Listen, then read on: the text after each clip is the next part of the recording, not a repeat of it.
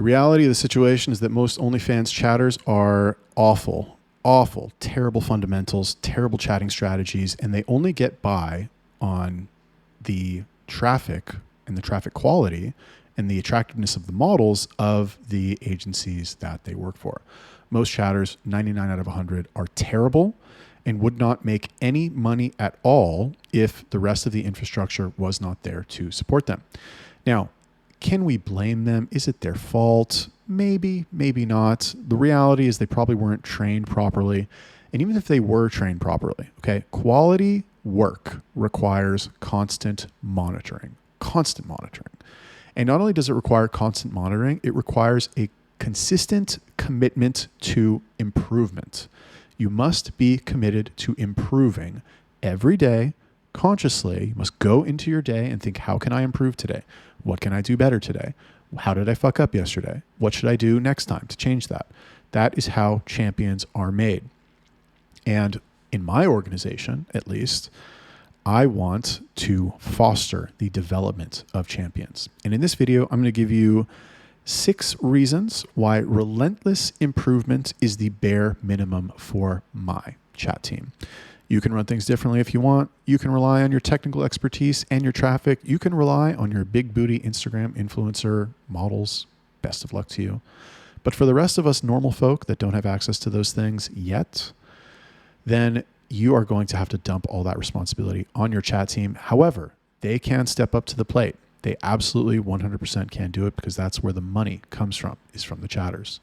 If you foster their development properly, then they will turn into the lovely butterflies that you want them to be. So number 1, what you got to understand, the first reason is that chatters will come to you as broken people. Okay. The reality of the situation is that most people, their lives are shit. Most people, their discipline is shit. Most people, everything's a mess. Everything's a mess. And when they apply to your company to be a chatter, experienced or not, just because they have experience doesn't mean their life's not a fucking mess. Okay, why are they applying to you, to your company, if their life is so great? If their life was great, they wouldn't need to fucking apply for a job. Straight up, no disrespect, but like your life's great and you're applying for a job as an OnlyFans chatter? No, not true. Okay, fine. If you're fucking Basil, the fucking best chatter in the world, sure. But like, if you're one of the other, 100 million chatters or million chatters out there, you're not Basil. Sorry. So the reality is that you have to understand that the chatters who apply for your jobs, they are not perfect people. They're broken people.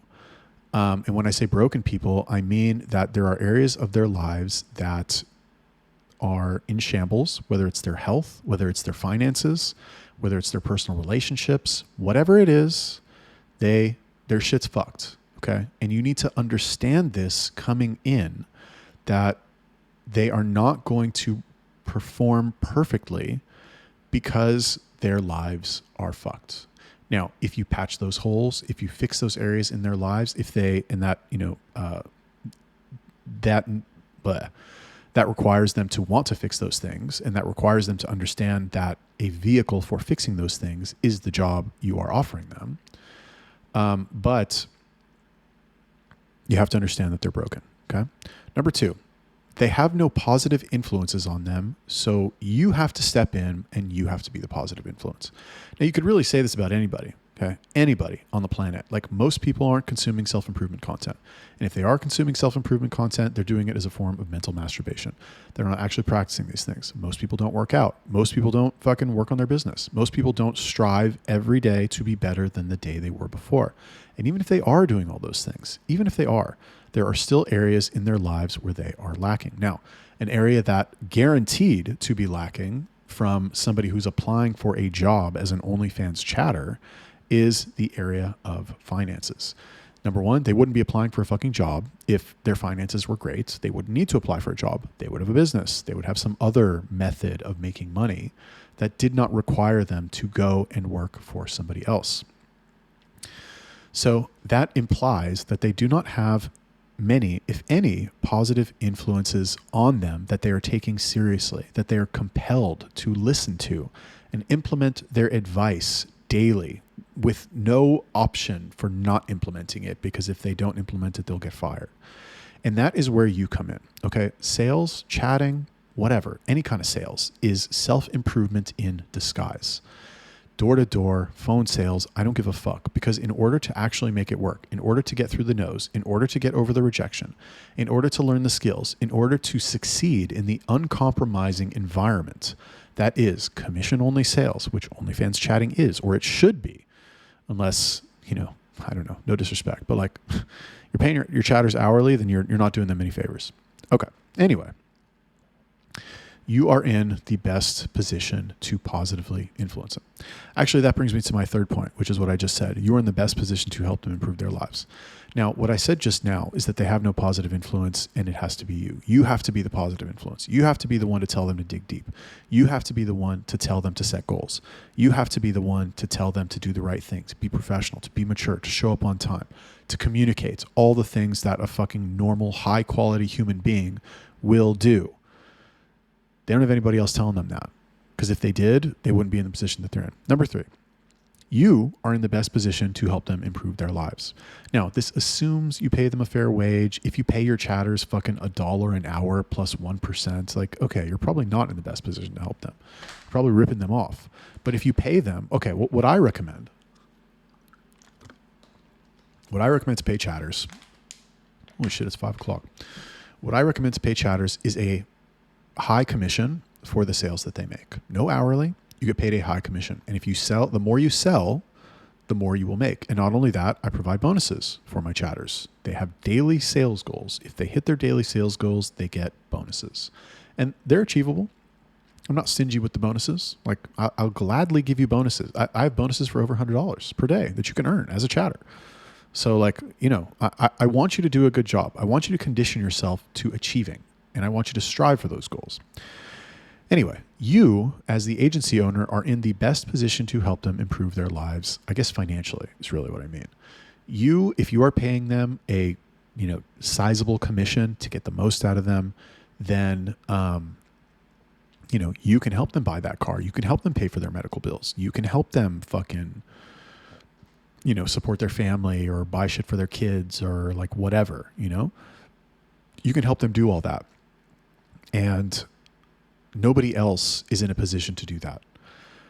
Just you, because you are the one who is paying their fucking salary. So understand that and take it in a way, like, don't lord it over them. I'm the only one who can help you, so ha ha ha, do what I say. I mean, that's kind of true, but what you want to do it is in a more gentle and more caring way, where you say, listen, bro, like, I can help you. I can help you fix your fucking problems. In 2 months, bro, you'll be living a completely different life if you do what I tell you to do. That's how it is. Fucking $5-6 grand in the Philippines. What would you do, Filipino guy, if I fucking gave you $6 grand right now? You do a lot, right? You probably move. You probably buy a car. You probably buy some fucking clothes. You probably spoil your woman, right? That can be yours in 2 months. It doesn't take a lot of time. It's not that fucking hard. So you got to understand that. And I would communicate that to them as well. Number 4, if you help them change your lives, you will get more out of them. So on the way, like, they will notice the path to like, inexperienced chatter to like, oh, here's $6 grand is not done in a night. It's done over a series of small changes and small incremental behavioral shifts, and small, let's say, like, faith endearing actions, doesn't make any sense, that will cause them to understand that if they do what you tell them to do, that, like, you're right. You're actually right. Like, they will think they probably won't tell you this, but they'll think to themselves, oh my God, I was doing things like this before, but then I did what the boss said and I made more money. Holy fucking shit. He's right. He might be right about everything. He might be right about other stuff. And then they're going to do what you say more. They're going to see that, like, what you say works, and so they'll do it more. And then not only is it easier for them to follow your instructions, but in the future, when you ask them to do more stuff, when you dump more responsibility on them and you say, hey, listen, I need you to do this, I need you to do this, Obviously do it in good faith. Obviously don't take advantage of them. Obviously don't be a fucking dickhead. But like, for example, let's say you say to them, hey, listen, I want you to manage people. I want you to start training people, and I'll give you a percentage of what they sell. Here's how I need you to do it. I need you to make videos reviewing their chats. I need you to train them. I need you to let them shadow you. I need you to teach them all your fucking tricks. Let them review your chats. Let them see everything. They'll say, okay, because they will believe you that what you say will actually cause them to earn more money, because that's what it did in the past. So why would they not believe you? What, you like help them make more money, and now all of a sudden you're going to fucking flip it on them and do something to have them make less money? I guess you could do that, but why would you? Why? Why are you going to burn that goodwill? Why wouldn't you just keep the fucking train going and have them understand that, like, the more you do, the harder you work, the more I ask you to do, the more money you will make. Okay. Number 5, if they actually change their lives, they will stay with you forever. Now, obviously, this is not like guaranteed, but it's similar to taking a girl's virginity, right? When you take a girl's virginity, they'll always remember you as your first. You'll always have that like card you can play with them. And when it comes to hiring people to come work for you, who, when working with you, they made more money than they've ever made in their entire lives, and you taught them how to do it, and they see that, they're like, oh shit, like I should stay with this motherfucker for a long time. And it'll buy you some time if things go poorly, or if shit collapses, or if there's some kind of fucking change where the money doesn't come in for a certain amount of time. I'm not saying that will happen, but like, you never know what can happen in your life. You might have to step away from OFM. You might have to fucking stop. Something bad might happen at your stage in the journey, and you are unable to make money, and you're unable to employ them. It can happen, right? It's happened to me several times. I like to think I'm resilient enough that it won't happen to me again, but you never know. And the point is that if they change their lives, then they will stay with you forever. They will be loyal to you. They will want to work with you because they're like, wow, this motherfucker gave me so much. He helped me buy my fucking wife, medical treatment, and my daughter got into the good school, and like, my life's so amazing now. And okay, fine. Like, maybe things could be better. And my friend told me he's making this much money as a chatter somewhere else, but I really like working with this guy because he brought me out of the fucking slums of Manila, and now I'm crushing it. And, Filipino people, they're very like risk averse, let's say. So they're more likely to stay with you. Number 6, this is the most important one. You will develop them into their full potential, which will allow you to give them more responsibility, which will allow you as the agency owner to do more. So chatter comes to you, and let's say they've got potential, right? I never say this to chatters, by the way. I never say, oh, you've got potential, because that's a surefire way to make sure that fucking they don't do anything. Oh, I don't need to do that. He said I have potential. I have potential. So anyway, let's say that you recognize maybe that they have potential if they put in the work. What do they say? Hard work beats talent when talent doesn't work hard. Absolutely true. So chatter comes to you, and let's say he's good right away, or he's smart, or he's got the gift of gab, or his English is really good, or he's just like got this like great management style. People like him. Or he's very crafty, he's very manipulative, or he's just a fucking bloodhound for the fucking money, and he just brings in money. It's dumb, bad English, but like, he does well because he wants money, and he's pushy, let's say. Whatever the reason is, he comes to you, and he won't be perfect, and it will be your opportunity to polish his edges and to correct his mistakes, and to encourage him to do the right thing, and to help him mature, and to help him develop professionally, so that you can turn him into the person that you want him to be, so that you can bestow upon him more responsibility. Now, why is giving somebody more responsibility good? I know a lot of people in OFM, like, they're terrified of giving anybody a responsibility. Oh no, if I let my chatters talk to my models, then they'll steal my models from me. What's to stop a chatter from opening their own agency? Okay, good luck, first of all. What if my model opens her own agency? Yeah, double good luck, bro. Fucking, do you know how hard it is for smart people to do this shit? What do you think the odds that like some, guy who was a fucking copy pasting VA 2 months ago is going to all of a sudden open an agency and do everything right and not get discouraged in fucking 2 hours? It can happen, sure. But it's not likely to happen, especially when they understand. Let's say they're exposed to all of your infrastructure, your Telegram groups and your experience, and you got fucking videos on YouTube and like your job ads and all the hiring stuff you do and all these fucking tests you make them take and like all this shit, right?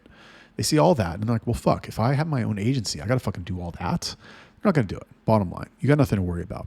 And by developing them into somebody who's better than they were when they came to work with you, you will be able to add more responsibility to the things that they need to do, which you should obviously compensate them for proportionally, so that you can ultimately increase your bottom line and not have to worry about those things, right? The benefit of giving somebody more responsibility is twofold. Number one, you can fucking take shit off your plate that you don't have to worry about.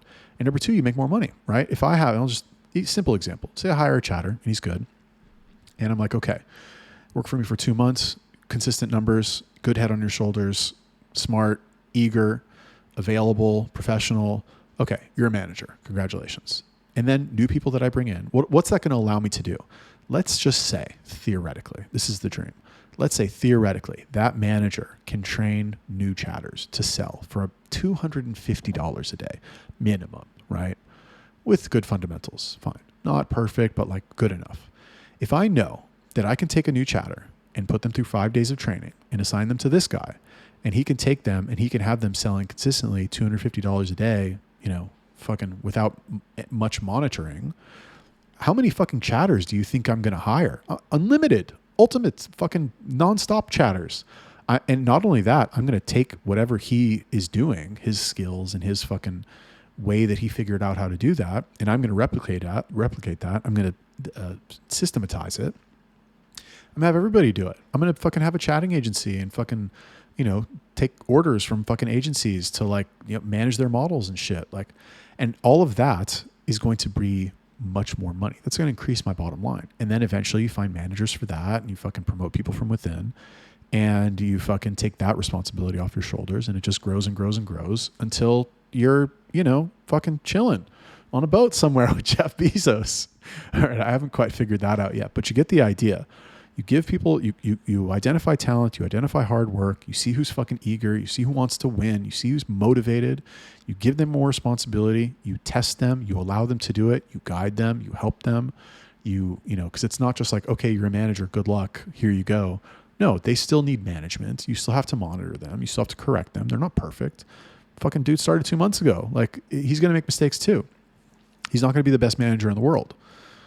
So, but the point is that by developing people who have potential, you are going to make everything better. And not only that, when you work on let's say worst case scenario, let's say you develop somebody and you're working on them, you're helping them improve and fucking, let's just say, what's the worst case that can happen? He quits, he starts his own thing, and then you lose not only a good person, you lose a good manager, and you got to fucking promote from within again and start the whole fucking process over again. How much easier is it going to be for you to do that when you have all the experience doing it for one person already? You've already hired a manager, or you've already promoted a manager. You've already taught that manager how to manage. You've already taught that manager how to train people. You've already come up with a system for, with them, let's say, to getting new people up to speed, $250 a day. You've already done all of that. So it'll be much easier. You have the skill now to do it again. Okay. Those are the 6 reasons why relentless improvement is the bare minimum for my chat team. Let me know what you think about that. Drop me a comment and a like, and I will see you in the next one.